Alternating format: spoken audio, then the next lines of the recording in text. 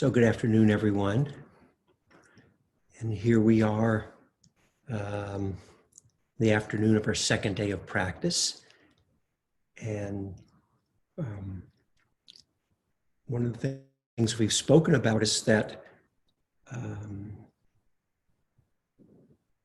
we're all not necessarily doing the same practices. You know, we look around and we see everyone sitting maybe with their eyes closed and some kind of seated meditation posture, but there might be quite a wide range of practices and techniques that we're undertaking.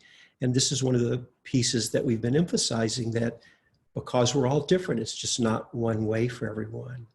So we want to have an idea. This is part of what we spoke about yesterday, this idea of what is freedom? Where are we aiming? There's not just one purpose for meditation. We may have many, many different aims or goals, not just necessarily one way. And so we want to be clear about where we're aiming. In our tradition, the way we're offering here, we're trying to cultivate, the whole purpose of the retreat is to cultivate certain qualities of our hearts and minds in order to support us in living from this place of liberation and freedom that we were speaking about yesterday. And so we typically categorize these qualities we're developing in a few main categories. One is the concentration piece. Starting tomorrow in the meditation instructions, we'll actually start to say more about that piece of it. That's the steadiness of the mind. We haven't really defined it much here on this retreat yet, but perhaps we'll do a talk on it. We call it concentration. Samadhi is the word in Pali and Sanskrit. And that's the undistractedness of mind, the steadiness of our presence. We want to cultivate along with this a wakeful mindfulness, we'll call it. Sometimes people will say a wakefulness, a clarity of our mind, so that not only are we more steady, but our perceptions are heightened. We can be, we know more what's happening. We understand what's happening. Yes, because we're less distracted, but actually our powers of awareness and perception are heightened. And I sometimes say that, I like to say that meditation, it can turn the mind into a Hubble telescope, or quite the opposite, like an electron microscope. And it can feel quite broad and huge and expansive like that, in a very powerful way.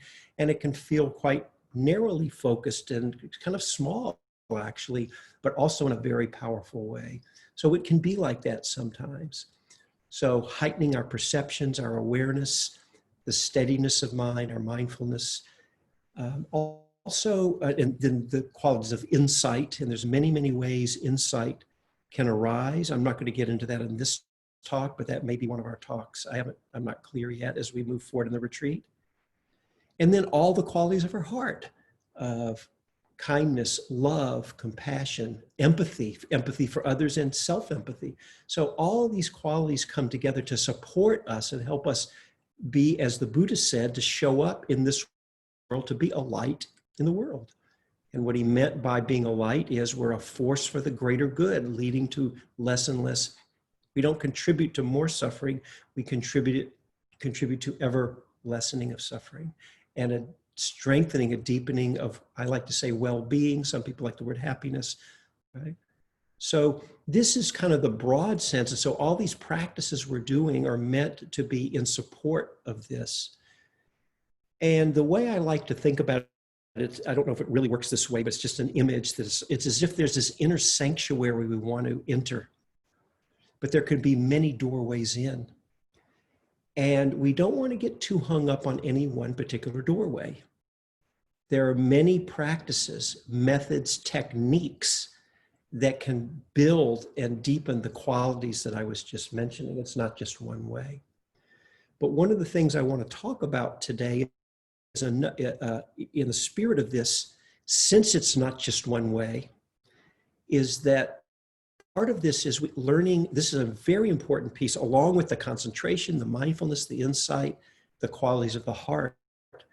It's essential to come to know ourselves. This is a process of self-knowledge. and then understand ourselves, and then to trust ourselves, right? To connect with, as I said yesterday, what I like to call the inner teacher, our inner knowing, our inner essence, our inner guidance, and learn to live, know what we can trust.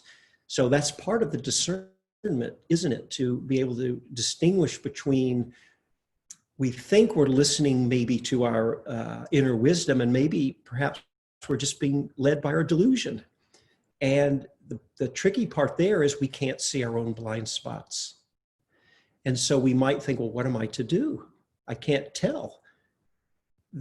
All that's needed is to bring the best awareness that we have and make our best choices. And then we look to see what the result that comes back to us is. And by staying open and receptive, we come to learn, and really we do more and more know what we can trust, what's really a deeper place of clarity and wisdom versus, okay, this is a part of me that maybe I shouldn't be following so much. It's just my desires or my delusion. So we come to grow into that more and more. But it can sound tricky for us. In some ways, it could be easier. Well, let me back up for a moment. I'll come back in just a moment to what I was going to say. I'm sure you've noticed by now, because I've said this a number of times, I just said a few minutes ago, there's not just one way. And so over the years, when I was the newest in my meditation practice and the youngest and knew the least, I was the most opinionated about what was right and wrong. Oh, I knew the right way to meditate, and I could tell you all about it. It had to be mindfulness of breathing. And not only that, there's a particular way that you had to do it. You don't put your attention here and there. You had to put your attention in a certain place. I had it all figured out. Now, that's what was working for me. It was true, and I've stayed with that. I mean, things grow and develop. So it wasn't based, I didn't just make it up from nowhere. The problem is that being inexperienced, I thought that's just how it was. And as I've learned over the years, both through my own practice, and one of the real gifts for those of you, if you're in a teaching position or if you ever get the opportunity to do that, what's so wonderful is you get to meet and talk with and work with so many other people, and you really come to appreciate how, I said yesterday, we're all similar in a lot of ways, but how different we are, and that it really isn't just one way. And then we can let go of our views and opinions. We don't cling to some fixed idea, and we can stay really open and appreciative of all the different ways that teachings are presented, practices, ways people are approaching practice, and we can just hold everyone with a kind heart and appreciation and encouragement for each person to find their doorway in. And they don't have to walk through the same doorway that I happen to be walking through. And not just as sort of a nice generic platitude that we're supposed to say because that's sort of dharmically, politically correct, but for real. And it's quite liberating then that we can kind of let go around the clinging to the views and opinions. Now we have to be careful because we can get out of balance with that and thinking in the spirit of it's all good and that we just are open to everything, and that isn't true. There are certain paths and ways that are not going to be supportive and may not be leading us in the directions we want to go, and so it's kind of a balance. So one of the questions is, how do we come to know this? And I want to speak about this a little bit, really emphasizing the part of the aspect of the practice of coming to trust our own inner guidance and our own inner teaching. That quality, if you did nothing but learn to deepen in that, that would be a tremendous good use of the retreat and maybe a whole use of your life of practice. So let me give you an example. Some of you have been around the meditation, the Dharma scene for a while. It doesn't take long. You hang out with different teachers and you go to, so let's just take meditation practice. There are so many ways meditation is taught. And just take one aspect, mindfulness of breathing meditation. That happens to have been my practice for 50 years. I've been meditating, actually, coming up in August will be exactly 50 years. I remember when I started in September. But that just happens to have been what worked for me. It's been very, very powerful. But the way that's taught, there will be teachers, and there's some well-known, I'm not going to name any names. And by the way, I'm not criticizing anybody for this, but they have what I call a one-size-fits-all approach. They say, oh, you have to do mindfulness of breathing. You can't do any other practice. It's got to be that. And not only that, but you have to pay attention to your breathing in a very specific way. You've got to feel it at the area of your nose. Can't do it anywhere else. Not only that, but there's one teacher, some of you, if you know the teacher, know it's not only that, it's even more specific. It's got to be not only the tip of the nose, but you're actually putting your attention, I'm thinking of one particular teacher, just to, not picking on him, but just, since a teacher I respect tremendously, but just to make a point, it has to be out in space. You're actually putting attention into space in front of your nose. And that's the only thing that's going to work, period. And if you want to come practice with me, this is what you do. That's their method. Now, that teacher's not doing anything wrong. They're just saying, this is my method. They're offering, and they're saying, if you want to come practice me, it's up to you, but this is what we're going to do. And they're very, very pure in that way. Now, I know other teachers that I can name someone else who'll say, yeah, you got to be with your breath for sure. Oh no, you can't pay attention at the nose. You've got to put your attention down at your abdomen and your belly. If you don't do that, you're not doing the right thing. Both of these teachers are, I'm thinking of, are Asian, and they're both considered to be great masters. I don't know if you'd use the word enlightened or whatever, masters.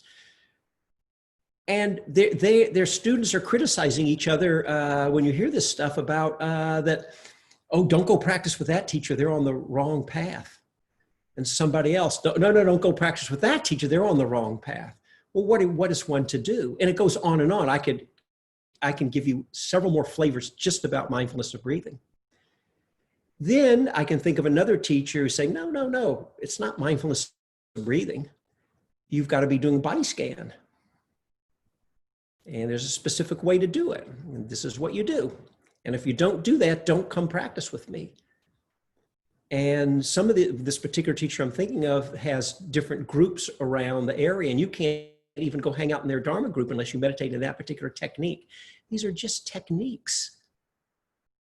So all of those great masters, and I could go on and on. There's a teacher I'm thinking of who doesn't even want you to do any of that. All this teacher wants you to do is pay attention to your mind states. What state of mind am I bringing to meet any experience? That's another flavor. These are all powerful methods and techniques. And here's the trick. For the people for whom those styles of practice work, it's powerful. It's going to fit like a hand in a glove. It's what you should be doing. So all of those teachers are right. But also all those teachers are mistaken in that they're teaching what they were taught and what happened to be their doorway that opened very powerfully for them. But have they practiced in all these other methods and techniques of all the other teachers? They're not qualified to say whether it works for someone else or not.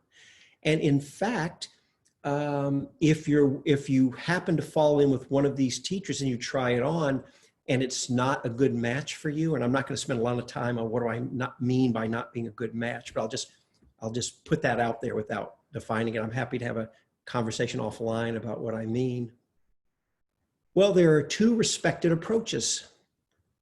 You have to pick. One of the approaches is, it doesn't matter. We don't think in terms of good fit or not. You pour yourself into that, you give yourself over to it, and you bump up against it. And the learning is, even if it's not a good practice to help your mind steady, say, it's in the letting go into it.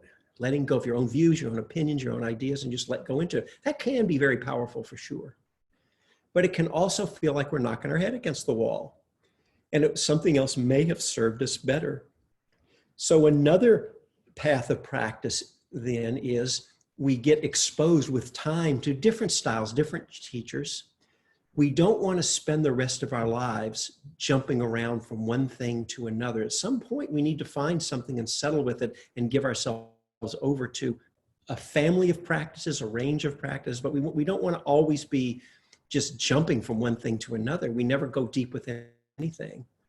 I remember many, many years ago, someone asked Ram Dass, why people are just going to this teacher and that teacher and this practice and that practice. And he laughed and he said, oh, they just want to collect a lot of practices. So if they ever decide to actually go deep with something, they'll have a lot to choose from. And he was kind of laughing at us all. So there's some truth to that.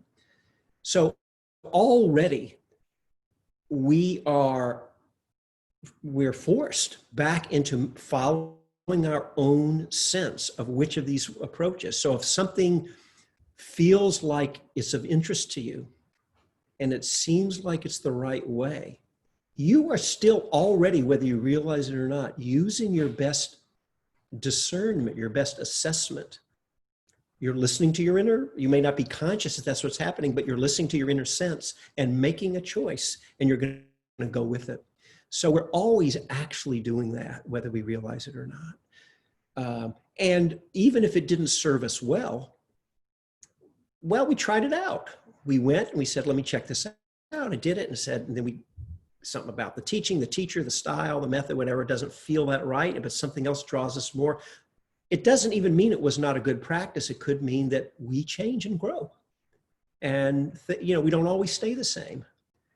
So all of these things are always operative for us. But we want to be careful because it can feel overwhelming. And in some ways, the way I teach, nobody's ever said this, but I could imagine that in some ways it might be easier if I just said, here's what you do. You go on the retreat with Richard, and it's simple. He tells you to do this, and we all do this, and I'm going to try it. And you just give over to something simple. But I'm actually not doing that. I'm not suggesting you just go off and do anything you want. I'm trying to keep it within a container. And I've invited people, if they feel like they need support, to talk with me. And some people do, and some don't. So we want to be clear on where we're heading. We want to know about that inner sanctuary that we want to get to. We want to cultivate more stability of mind, concentration, mindfulness, insight, love, right? So we're not all over the map with that. We want to be clear where we're aiming. So then the question is just what's going to support us best to get there? And that's where I'm very much, and I don't hear other teachers, I can't be the only one, but I'm very much into I actually don't hold any set form as the right way for anyone. I think that would be arrogant of me to say one way or one thing is always right or always wrong, because we can fall in this idea of what we should be doing, this word should. And I've often, some of you have heard this, I've often encouraged to be careful about falling into shoulds. Let's just throw away that word. Except there is one area, I just want to, just as a side note here, as actually not a side note, it's important. There is a should we should hold on to, and that's when we go back to the morality, or if you like the word ethics, precepts. We took the 5 precepts around non-killing, traditional, we took it as non-harming. Traditional language, not stealing, we took it of not taking that which doesn't belong to us. About not causing suffering around sexuality, about not causing suffering about speech, about not causing suffering, not about necessarily abstaining, but not causing suffering around intoxicants. I would request and encourage us all to hold on to the should. We should try to live in alignment with those values the best we can. We don't have to be perfect. We're not going to be perfect. But we undertake them as training principles. When we fall short, we recognize that. We hopefully want to recommit if we do want to live in alignment with them. And then we can continue on. So I'm not suggesting we throw out all shoulds in life, right? But I'm talking about for all the rest of the places where we think it's supposed to be a certain way and it's not, and we're judging ourselves. By the way, I have to say, when I use the word judging, I make a distinction. I use 2 different words. There's discernment, which is a judgment. But when I use discernment, that just to make the distinction, I'm speaking of a wisdom there, wise discernment, being able to make distinctions and understand what moves for the good, and what also leads to more difficulty or suffering. So I use the word discernment, and to distinguish, I use the word judgment for what is the unhelpful suffering generating. We can all know that was of judgment. That's what I mean. So we can fall into all this judgments about what's actually happening, saying, well, this isn't supposed to be happening in my meditation. This isn't supposed to be happening in my mind. I'm supposed to have more love than this. But there isn't a should. I want us to I'm offering you an experiment. Just throw that out. And the next time your judging mind kicks in, for those of you, we all have what I call our top 10 tunes, which is basically the top 10 mental, emotional, psychological patterns that create our own suffering. Mine were around self-esteem and other things. Some of you, I say that because we've all got them. We're all human beings. For those of you who have the critical mind, critical mind's an interesting one because it doesn't matter. It'll land on anything. That's all it knows how to do is be critical, land on someone else, but it's happy to land on you too. You may know what I'm talking about. It doesn't care. And it's not being mean. That's what the critical mind does. It's like a little computer program that gets kicked off in our minds. And when, the program got installed, we may know from our childhood, we may not know, but we haven't been able to find the delete key yet. So when the right causes and condition, it's like clicking on an icon. One example I often use is when I may have talked about this, the retreat last month, for those of you who were on that one. It's like you've got your computer and it's got all these icons. And if you click on an icon for, say, a Microsoft Excel spreadsheet, it's never going to give you Microsoft Word, ever. It's always going to give you an Excel spreadsheet. That's what it does when you click on the icon.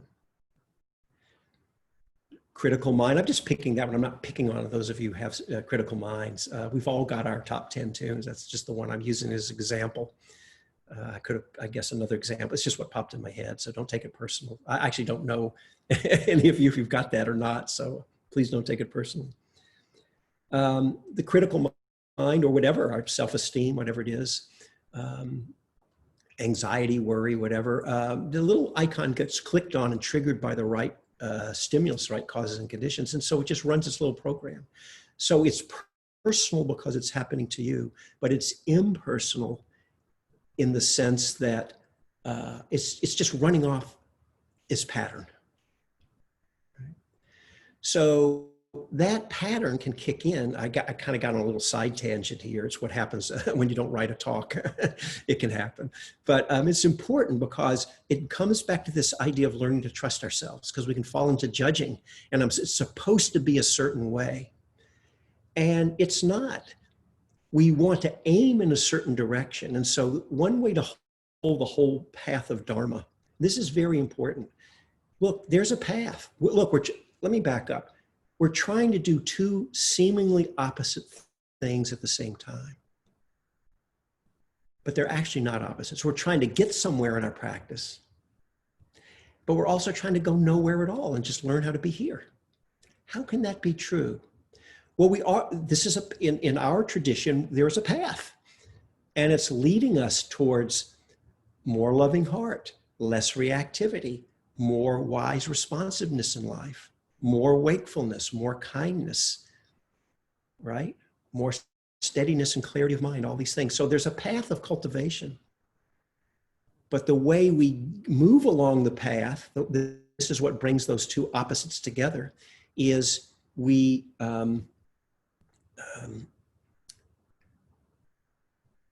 tend to the quality of right here and now. So it takes away the over-striving. Yes, we know we're on a path, or we're aiming in a direction, but then we just bring us right back into the present moment, as we always say, that's all you have, of course. And so it's how we attend to the present. And by tending to it well, then we naturally move along in a proper direction along the path. So in that spirit then of just tending to what's actually happening, it's not a question of should, it's just what is actually real and true. that is the teacher. And that is really our response to it, is then calling forth the inner knowing and what is the best response in any moment. And if we just hold that open attitude of what is going to serve me best to have a steadier, less distracted mind, less fearful and contracted state of mind, a more open-hearted ability to meet the present moment without as much reactivity. So we don't say anything goes, we still hold to those principles, but then we stay very open so that it's not one way, because just because you read in a book or some teacher says or whatever it is, it may be true, we need to check it out. We don't want to be dismissive of people who maybe have gone a little further along the path or whatever. We want to listen, but then we have to do the work ourselves. We have to apply it, and we have to see, does it pass the gut check for us? And we have to feel in the best we can. This, by doing this process, is part of the learning. But one of the things, again, I want to spend a little time on what I said a little while ago. It can be a little tricky because there's no one answer that's always the right answer. Let me give you an example. A while back, I gave a talk and I used an example about anger. And it sparked some interesting discussion that I thought was a really nice discussion, because I've approached the topic of anger in two seemingly opposite ways. I have talked about myself in, I think I mentioned yesterday that I have my formal meditation practice in my daily life. I still do that. And then I really feel for myself, my leading edge of the practices as I move about in my day, go about my business. And there's always people, situations, things, experiences that you're constantly engaged with, bumping up against, hopefully figuratively, not literally. And there's lots of opportunities until we've reached the end of the path ourselves. By definition, in our tradition, there's places of at least the potential for greed, hatred, and delusion in our minds. That's the definition of what it is not to be a Buddha yourself. We use the term arahant ourselves. You're not doing anything wrong. You're just a human being. And so we all know that there will be situations, things that will trigger off the difficulties in our minds. And that, for me, is a great learning opportunity. And I said yesterday that the wakeful presence from our practice, for me, it's come out of the formal practice. There are plenty of people who use mindfulness in daily life as a practice. And I think that's very important, and we want to keep that as a practice in our toolkit. I do that sometimes too, but for me, mindfulness in daily life has been less a practice and more a fruit of the formal sitting practice. So doing the formal practices, the mindfulness naturally is carried through in daily life as a tool that's there too, at my disposal more. Not claiming I never space out or never forget, but it gets, as many of you know who are practitioners, it gets less and less. And we live in the stream of wakefulness. It's there. It's really something we can be appreciative of. We don't want to get, an ego about or anything like that, but it can be really something to be thankful for and appreciative that can so help us to carry us through. So we know more and more what's happening in the day. As we know more and more what's happening, we know the times when we're resting in the stream of non-clinging and we're going through life with an open heart. We know those times. We don't have to fall into a trance about it. If we do, it's not that big of a deal. I'm just saying though. And we know the times when we do fall into clinging, reactivity, our hearts close off. And so for me, it's all a question then of, because one of my aspirations, and this is a sincere aspiration I have, is to live in a way that my heart never closes off, ever, in any situation for any living beings. That's a real aspiration I have. And, I have many opportunities to show me where I have a lot more work to do. But I like to hold those opportunities in that way rather than beating myself up because, oh, where's your big aspiration now? It's more, Because if I've got the potential for reactivity in me and I want to live in a way that's free, I'd rather see those places than not see them. I don't have to go looking. They find me. Just like suffering will find me. Whatever it is that, my mind won't be peaceful. I'll be irritated about something. I'm right there. The teacher has landed. I try to hold it with that way. My own inner teacher then can come, hopefully, to respond. What is the way to handle this? And so for me, in the spirit of that, when, say, ill will comes, my heart closes off. Maybe whatever, I watch the news and some particular person comes on that makes me want to throw a brick through my TV. I'm just saying as an example. Right then is a time to notice what's happening in my heart and my mind. And then if I want to live in a heart that's not closed off, right then I don't get into the story. I let go the anger. If it's anger, so I use that as an example. Let it go and turn my heart to love. That's an example of not, and you do the best you can, of course. I use that as an example because it's an example of not giving credence to the anger or the ill will, not processing it, not anything. I let it go and I turn to love. So I'm not, in a way, I'm not validating and I'm not anything. I just put my mind in a different mind state. And with experience, we can't always do it, but because these are just mind states, our ability to, in a way that's genuine and that's not fake, we're actually able more and more, as many of you know, to actually let go and open the heart. You don't have to shift into a gush of love. It's just, what does it look like if my heart's not closed off? It may not always be this warm emoting of love, but it's just not a closed off heart. That's an interesting question. What does that look like? So that's one way you could work with, say, ill will. I'll use the example anger, right? You just let it go. However, that's not the whole story. When I gave the talk a few weeks ago, I used an example of someone in therapy who had had some childhood wounding from having particular kind of upbringing and parents, and there was a certain amount of anger that needed to be validated and dealt with. There's a real difference between just the anger that arises, the ill will that arises in my day that's about whatever. That's very different than the anger of a child who's been abused by their parents. They're both anger, but they're very, very different, and what's needed is different. And if, use that example, maybe you grew up in a certain childhood and you have certain wounds, those wounds are in there. And I'm not saying you have to wallow in, I'm not even talking about what you would actually do. Say you were with a therapist. What would they have you do? Maybe they just want you to connect with it so it's not suppressed. Or I don't know, maybe they have you act out the anger. Some people would say, oh, you shouldn't do that because it feeds it and everything. I'm not commenting on that. I'm not going to say one, I'm not qualified to say that it's always one way or the other. I'm not even talking about what you do, but just the idea that if there's an anger, that kind of an anger, and maybe you didn't feel it was okay to feel your anger, but those are operative within you on the unconscious or subconscious level, that's a different story. It needs to be tended to, maybe just acknowledged, maybe met with love, or maybe you need to be able to cry or have your grief or whatever.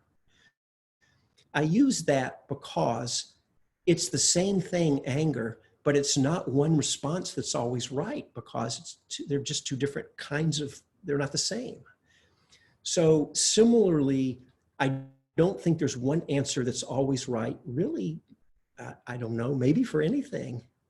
I have to be careful about that. Maybe I haven't thought through every example, but in general, we want to stay open again to how do I meet this in alignment with my intentions? So we need to stay connected with our good intentions. From a Dharma, now you can have intentions. It's not for me to tell you what your most highest important intentions are for your life. You know, we all have to find. So, you know, your intention may be to take 10 points off your golf game or whatever. And, you know, that would, we all, whatever, it could be anything in life. Um, in this context, I'm thinking from a Dharma perspective when we think about our highest intentions and aspirations. I hope you will too. In whatever decisions you make about what's of most importance in your life, of highest value, what you really want your life to be about in the deepest and highest sense, we should take time to think about these things. What do I want my life to be about? For real. That is the intention. When you are reflecting in this way, and if you haven't, I hope you will take some time to do it. And when you do, you may have a felt sense. It may be kind of vague. It may be specific. There may be words. There may not be. But I hope you will at least let Dharma teachings inform you as you're reflecting on what your life will be about. For example, impermanence, the transitory nature of life, things like this. It reminds me of one of the old stories in the old texts, in the old Pali suttas. For those who don't know, Pali, I won't get too much off into the history of Buddhism, but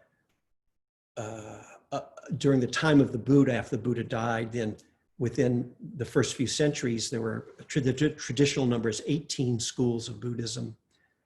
They had a lot of similarities and differences. All of those early schools died out except for one, which is called Theravada, which is the kind of Buddhism in Thailand, Burma, Sri Lanka, maybe Laos and Cambodia. So it's kind of been what the Vipassana insight tradition has come from here. And all the later traditions, the Mahayana, the Zen, the Chinese Chan, all the Tibetan traditions were later evolutions of Buddhism. It's not saying one's better than the other, it's just kind of what happened.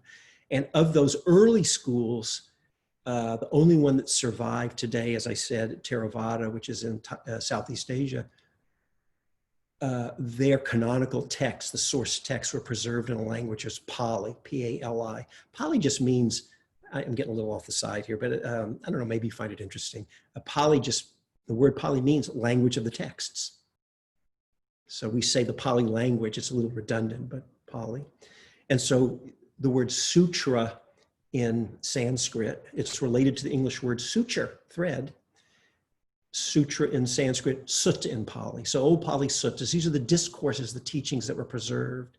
And in one, and I'm just offering that because I don't know everyone, maybe you didn't know that about what the suttas are. You hear this word suttas, what's a sutta? I'm happy to talk with you about, I had some interest in kind of history and development of Buddhism. So I find it a little interesting. It's not Dharma, but it's just history. One of the old ones, there's a story in which I'm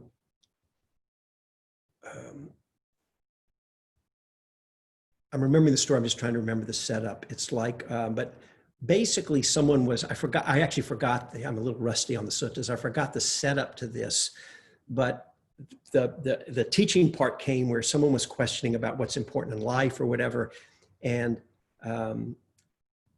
the Buddha used an example. He said, well, what if he was talking to a king or a queen, and he said to the king, what would you do, oh great king, if your trusted ministers came and said, from the north, there's a great mountain that's moving. It's a mile high and it goes in every direction as far as you can see. You can't get out of its way and it's just moving forward, crushing out everything in its path. And then someone else came and said, well, there's another one of those coming from the east and from the west and from the south. From all directions, these mountains are crushing in. And there's just no escape. In other words, you're going to be killed. And it's a good teaching story. The king said, well, I mean, your death's certain, so there is nothing you do, but he basically said to live well and to do good works. And it's all about how we treated others. And again, this idea of making ourselves a light in the world and how the qualities that we live. And it's a great teaching story because Buddhism's not trying to be make us depressed or morose when it focuses a lot on impermanence and death. It just wants us to have a realist, not have our heads buried in the sand, have a realistic look at the situation we're all in. And then given that, how does that inform what's important to us and how we live? And we certainly don't want to throw away our basic responsibilities for how we live. That would not make sense. You don't go throw everything away, so I'm going to go just sit under a bridge and sit there and whatever. No. And it reminds me of a story from Ajahn Chah, the great Thai meditation master. He died some number, I don't know, 10 or more years ago, probably more, 15, 20. And he told a story in Thailand at his monastery where they have these huts called kutis. And there's one of the young monks lived in a kuti. They have these thatched roofs, and a storm came and blew the roof in. So it was collapsed on one side. And some of the other monks came and told Ajahn Chah, well, the monk's not taking care of his kuti, he needs to repair it, and he's not doing it. So Ajahn Chah went and asked the monk what's going on. He said, you got to take care of your hut. And what would happen is when it would rain or the sun would shine hot, he would kind of scoot under the collapsed part of the roof a little bit and get under there, but he wouldn't fix his. And Ajahn Chah said, well, what are you doing? And you got to fix this. And the monk said, I don't know what you want of me. I let go even to this extent, and you're still not happy. And Ajahn Chah said, he said back to him, well, if you've let go so much, why do you even bother scooting under the shade when it's raining or the sun's shining? He goes, yes, we're letting go, but you have to take care of what needs to be taken care of. We live in the world. You have to do your duties and take care of yourself. And then Ajahn Chah said, some people can be so stupid like this. So when we reflect on death and impermanence, we don't want to fall into nihilism. In fact, when I reflect in this way, you can see for yourself, I actually don't find myself pulling away less. I feel more connected. I want to hold people I care about even more tightly. You can see for yourself how it affects you. It can make us depressed, sure, but we're all in the same boat. It actually opens my heart to other people's mishigas, if you know any Yiddish, craziness, and all the things that can annoy me, but when I really reflect of that we're all doing the best we can, we're all in this together. Some people are harder to do this with than others. It's not hard to think of some especially challenging cases, but in the last presidential election, I've gotten so many Dharma talk. A good Dharma talk is like gold. We're really talking about the same thing over and over, about learning how to let go. How many ways can you say that? Good Dharma talks like gold. So I owe this last presidential election a tremendous debt of gratitude to use as examples because I really do try to keep in mind my intention for living where my heart doesn't close off, and to respond wisely rather than react. And so I got a lot of talks about all my struggles about and my learning edges about how to do that. So I'm not saying it's always easy, but when we reflect that we're all in this together, it can help. You can see for yourself how it shifts our attitudes. So keeping those in mind then to help us reflect on what is my intention. So I'm inviting you to do the exercise yourself. We may do that maybe as a guided, I think that might be, I'll see if I can find a time to do a guided reflection on intention. Maybe as part of the Brahma Vihara tomorrow at 3:30 to start off. I think it would be quite useful. What do we really want our life to be about in the deepest and highest sense? And then we want to hold that. I hope for all of us, you'll have to use your own words, but it's some version of living more authentically to actualize the qualities of love, kindness, empathy, compassion, wisdom, wakefulness, steadiness of mind, equanimity. These are all the Dharma qualities we talk about. Many, many more words we can use. And then if those, once you get, you don't have to be that clear, it could be a vague sense in yourself, to the extent that we can hold those in our minds. And of course, we'll forget a lot, but check in just when you get up in the morning, just like brushing your teeth or whatever you do is, if you have a routine in the morning, maybe that can be part of the routine. Take 30 seconds, a minute, or however long, and just reconnect with that. And if you happen to remember through the day a few times on your own, bring it back alive. And then we let that inform. This is getting back to my original point about how do we learn to trust our inner knowing about what's really going to serve us. We want to be clear about our intentions or our aspirations, as I was just discussing. The more we can keep that alive in our minds and our hearts, then we test everything against that. And then we just do the best we can. And it's okay to screw up, okay? I don't know if you need permission from anyone, but I'm officially giving you a Dharma teacher permission. It's okay to fall flat on your face. You know, I'm nobody, so it doesn't really matter. I may not have enough authority, really. Maybe we need Jack Kornfield to do it, but fall flat on your face, because I'm going to tell you ahead of time, you're going to screw up 1,000 more times. Only 1,000 if you're lucky. If you have a nice long life, it'll be many, many more times than that. I say screw up, but again, we really want to hold it as, I was trying to be a little humorous, but we really want to hold it as we meet learning opportunities in service of learning to live more authentically in alignment with our deepest intentions. And then it's okay that we hear many, many approaches to things, not just one. Right? Again, this is a repeat, but it's really so important. It's really, in a sense, the essence. We learn to distinguish between just following our delusion and our desires and our likes and dislikes. That's not wisdom. And it can look like that on the outside, because we can say, well, this is how I feel, and this is me, and I feel like, and okay, it can mask as your inner knowing. But that's not what we're talking about. And we really can learn more and more to feel the difference between trusting something that's more essential in us, because we feel the best we can that it's in alignment with moving us forward in living more authentically in alignment with our intention. That's the guidepost that you can trust.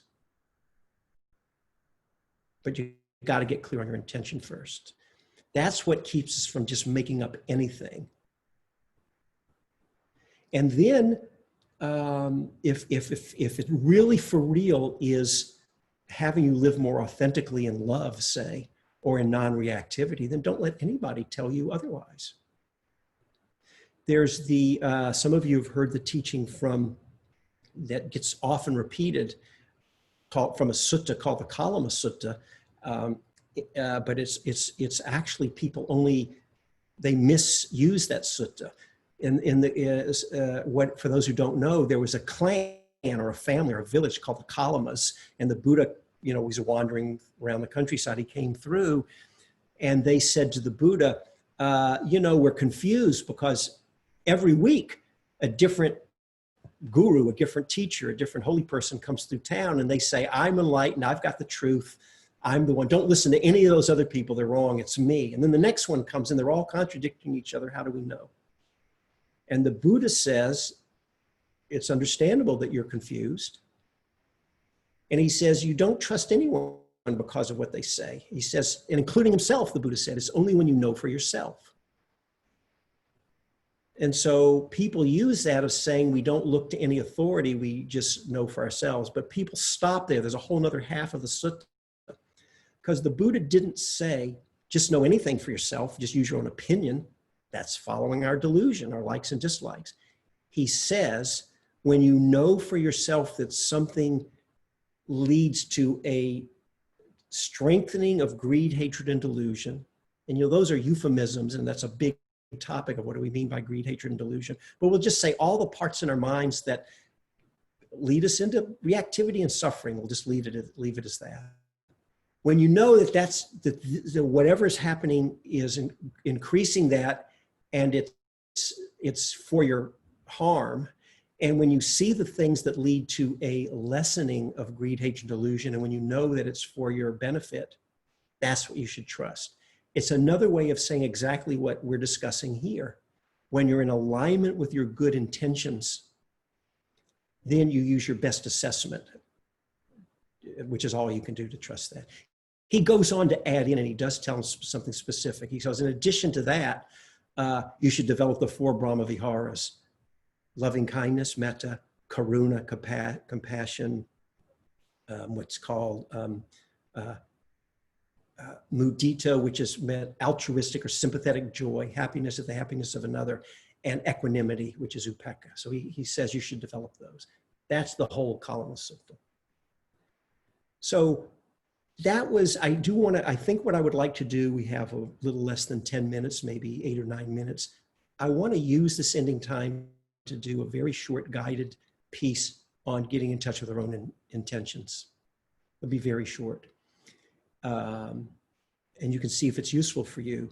But the ending for this part, the talk part, is I invite you to, the real essence of it is coming to know what we can trust, our own inner guidance and knowing, but being very clear about our aspirations and intentions as Dharma practitioners as the marker or the kind of the touchstone that we go back to judge against as we're making our decision. So I appreciate your kind attention for that. And that's a lot of words. I'm going to invite you, for those who want to stay. This is only about 5 minutes.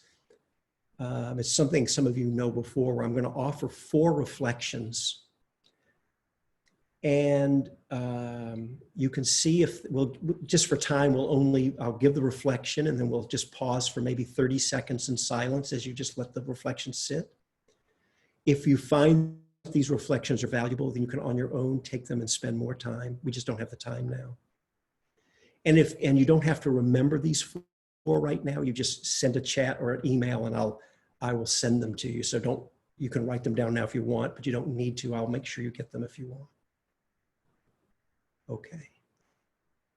So please take a few moments. If, sometimes when there's a talk, it's easy for our awareness to go outside ourselves into the concepts and the discussion. And if that's happened, just take a few moments to bring your awareness back in, connecting with your body.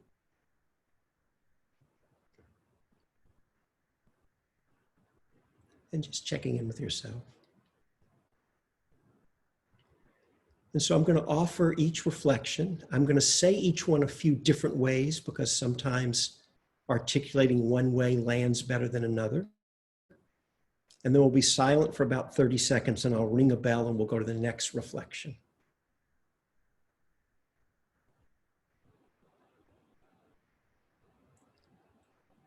So the first reflection is, what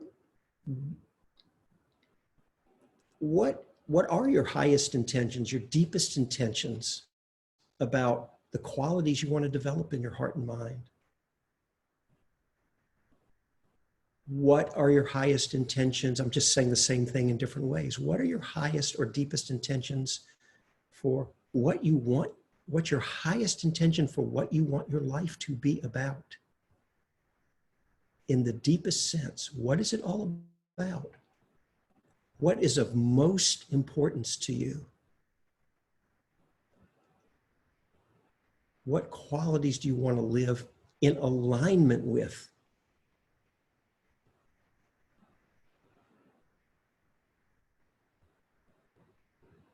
What's it all about?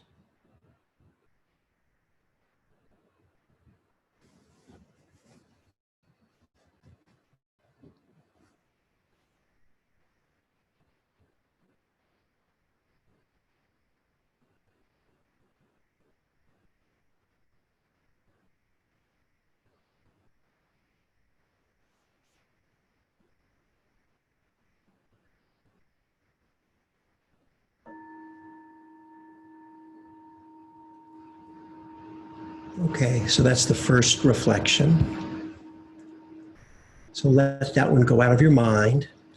The second reflection, when you look at the actuality of your life, the reality of your life, and you look at your highest intentions and aspirations for your life, in what ways, in what areas of your life is there some disconnect or gap between the reality of how your life manifests, how you show up, who you are, and your deepest, highest aspirations and intentions for what you want to live? You may have a general sense, or there may be specific things that come to mind, different areas. We all have some gap, some chasm. Maybe it's a little, maybe it's a lot also, between the reality and really the depth and beauty and height of your intention.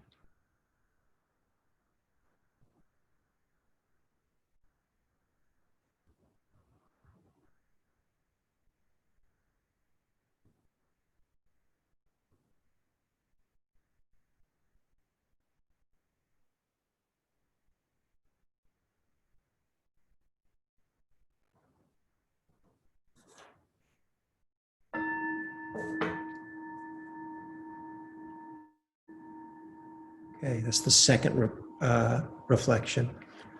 The third reflection, in whatever way or to whatever extent there are gaps or gulfs or disconnects between the reality, the actuality of your life and your high intentions. What causes those gaps?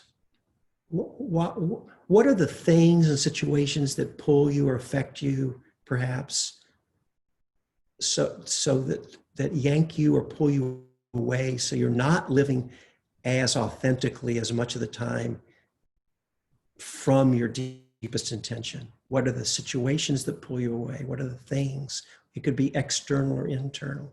Why is there a gap? What are the different forces or reasons?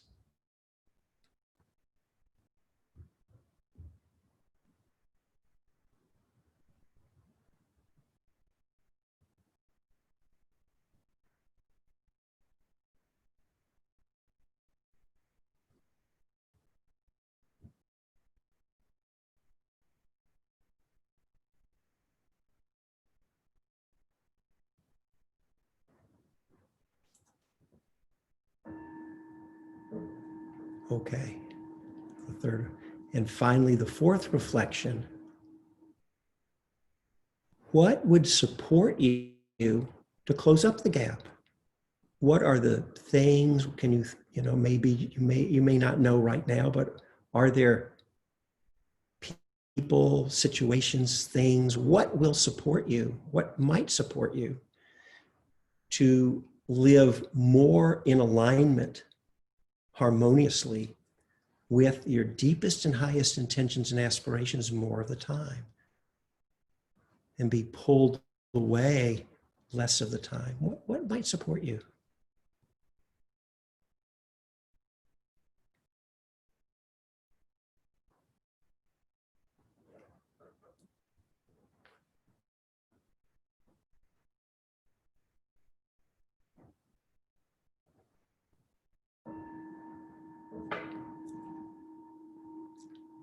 Okay.